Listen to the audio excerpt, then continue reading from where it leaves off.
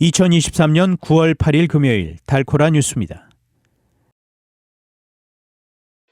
내년 대선에서 재선 도전에 나선 조 바이든 대통령의 국정수행 지지율이 39%로 하락한 것으로 나타났습니다. 오는 12일 최신 아이폰인 아이폰 15 발표를 앞두고 있는 애플이 중국발 악재로 휘청거리고 있습니다.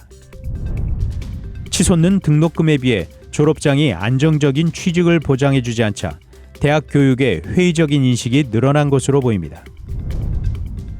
폭염이 3개월 가까이 이어지면서 텍사스 전력 상황이 위기를 맞고 있습니다.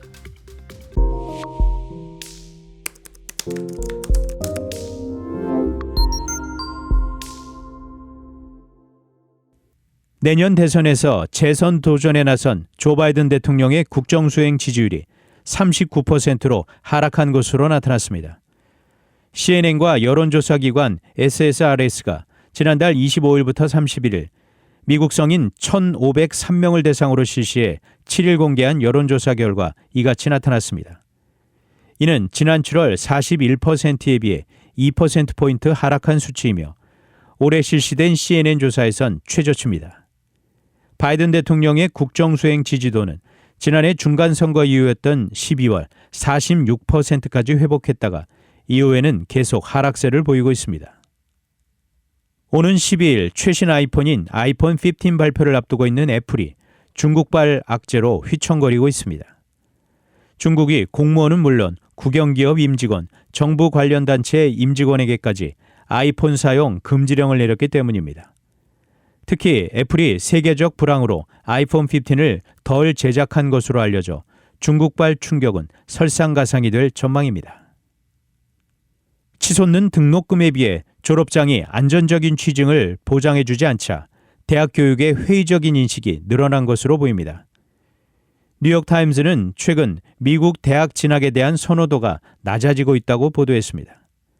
여론조사기관 갤럽이 지난 6월 실시한 설문조사 결과에 따르면 고등교육에 대한 신뢰를 갖고 있는 미국민은 36%에 불과한 것으로 나타났습니다. 지난 2015년 57%와 2018년 48%보다 크게 감소한 수치입니다. 폭염이 3개월 가까이 이어지면서 텍사스 전력 상황이 위기를 맞고 있습니다. 주 전력망을 운영하는 텍사스 전기신뢰성위원회 얼캇은 이틀 전인 6일 오후 7시 25분에 에너지 비상경보 2단계를 발령하고 비상운영에 들어갔습니다. 이어 7일도 전력 보존 요청을 내렸습니다. 얼캇이 예비 전력량 감사로 비상경보 2단계를 발령한 것은 2021년 대한파 이후 처음입니다. 단신 뉴스입니다. 서울중앙지검 범죄수익환수부는 8일 1,000억 원이 넘는 회사 돈을 횡령한 혐의로 BNK 경남은행 투자금융부장 50대 이모 씨를 구속했다고 밝혔습니다. 한국에서 일부 의사들의 마약류 의약품 셀프 처방이 도를 넘어서고 있습니다. 중국에서 8월 한 달에만 자연피해로 약 46억 달러대의 경제 손실이 발생한 것으로 집계됐습니다.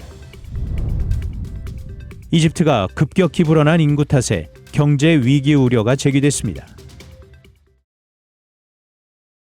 지금까지 9월 8일 금요일 달코라 뉴스 최은준이었습니다.